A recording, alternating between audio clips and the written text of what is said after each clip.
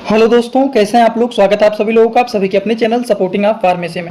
दोस्तों, आज का ये वीडियो आप सभी लोगों के लिए बहुत ही ज़्यादा महत्वपूर्ण होने वाला है, क्योंकि आज की इस वीडियो में आप लोगों को एक ऐसे मेडिसिन के बारे में बताने वाला हूँ जो कि अगर किसी को सांस लेने में दिक्कत हो रहा है, सांस फूल रहा है, सांस को आसानी से अंदर बाहर नहीं कर पा रहे हैं, इस तरह की अगर समस्याएं देखी जा रही हैं और भी सारी चीज़ों को दिक्कत देखी जा रही हैं, उन सारी चीज़ों को ठीक करने के लिए केवल एक मेडिसिन के बारे में बताऊंगा।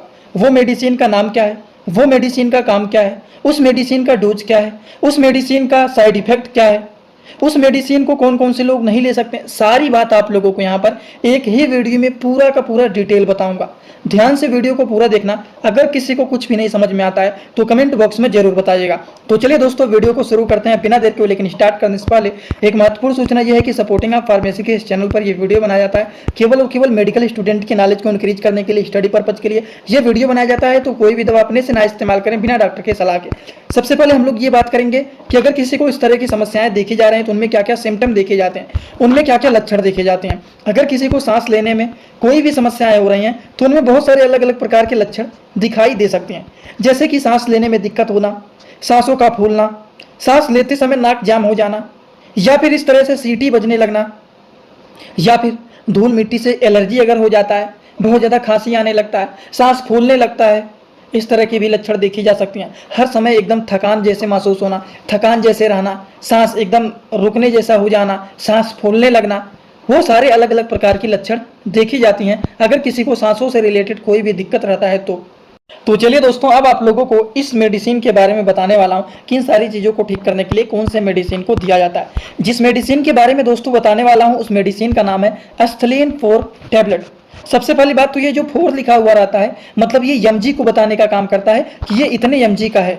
अब देखिए, एस्थलीन यहाँ पर लिखा गया है। एस्थलीन कहीं ना कहीं आप लोगों को अस्थमा से मिलता जुलता लग रहा है कि नहीं। और अस्थमा को हिंदी भाषा में बोला जाता है दमा की बीमारी। सांसों से रिलेटेड दिक्कत, सांसों का फूलना, सांस लेने में दिक्कत होना, उसको अस्थमा बोला जाता है। और उसी अस्थमा से मिलकर के ये बना हुआ है एस्थलीन टैबलेट।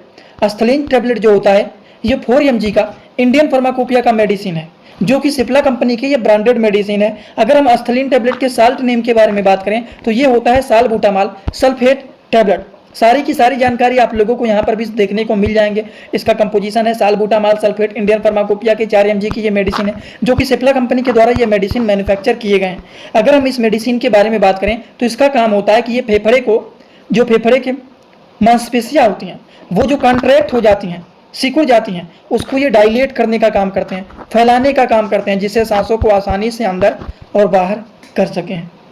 और भी इनके बहुत सारे काम होते हैं। चलिए उनके बारे में भी एक एक करके इस मेडिसिन के बारे में पूरी बात समझ लेते हैं कि इस मेडिसिन के क्या क्या काम होते हैं। सीओपीडी के कंडीशन में, जिसको क्रोनिक ऑब्स्ट्रक्टिव पल्मोनरी डिजीज बोला जाता है, उस कंडीशन में भी ये मेडिसिन यूजफुल माने जाते हैं। प्रिवेंशन ऑफ अस्थमा, अस्थमा को हिंदी भाषा में क्या बोलते हैं, दमा, सांस फूलना, उसको भी ये ठीक करने का काम करते हैं एस्थलीन टैबलेट। वहीं पर अगर किसी के सीने में जकड़न हुआ है, सांस लेने में दिक्कत हो रहा है, सांस लेते समय सीटी बज रहा है, एलर्जी बहुत ज़्यादा हो गया, एलर्जी से अस्थमा का अटैक आया हुआ है, या फिर चलते समय, दौड़ते समय हाँफना, बहुत ज़्यादा एकदम हाँफना, सांस फूलने लगना, या फिर बहुत तेज़ी से खांसी आ रहा है, बहुत ज़्यादा कफ आ रहा है, सांस एकदम ले नहीं पा रहा है, एकदम जाम हो गया है, उसको भी ये ठीक करने का काम करते हैं। अस्थमा की वजह से शरीर में थकान महसूस होना, उन सारी की सारी चीज़ों को ठीक करने का काम एस्थलीन टैबलेट करते हैं, जो कि 4 mg के ये मेडिसिन होते हैं, जो कि सिप्ला कंपनी के द्वारा ये मैन्युफैक्चर किए गए हैं, जिसका साल्ट नेम होता है सालबुटामॉल सल्फेट टैबलेट। अगर हम बात करें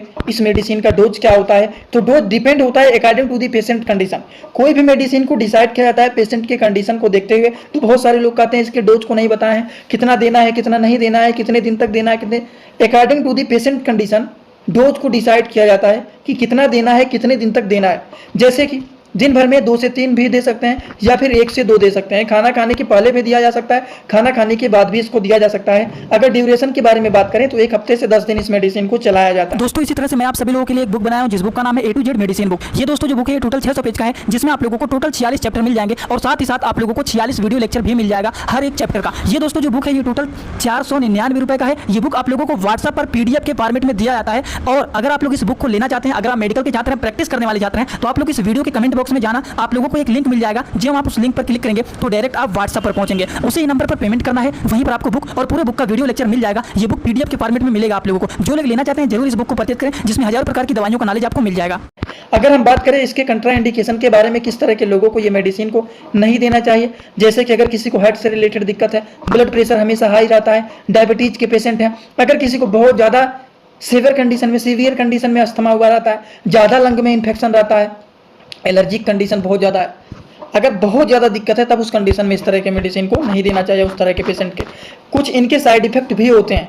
अस्थलीन टैबलेट जो होते हैं, जिसका साल्ट नेम होता है साल्बुटामॉल सल्फेट टैबलेट, इनके कुछ साइड इफेक्ट होते हैं। अगर पेशेंट को ये दवा दिया गया है, कभी कभी उस तरह के लोगों में हेडेक, सिर में दर्द होना, उसके बाद पैल्पिटेशन, हार्ट रेट का इंक्रीज हो जाना, मसल्स क्रैम्प, मांसपेशियों में दर्द होना, ऐंठन होना, मरोड़ होना, नर्वसनेस फील होना, इस तरह के अगर सिम्टम दिखाई दे रहे हैं पेशेंट के अंदर इस दवा को खाने के बाद, मतलब समझ जाना है कि ये दवा पेशेंट को साइड इफेक्ट किया है।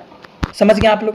तो आई होप आप सभी लोगों को ये जो सारी बात समझाने की कोशिश किया हूँ, आई होप आप सभी लोगों को ये पूरी बात एकदम अच्छे से समझ में आया होगा।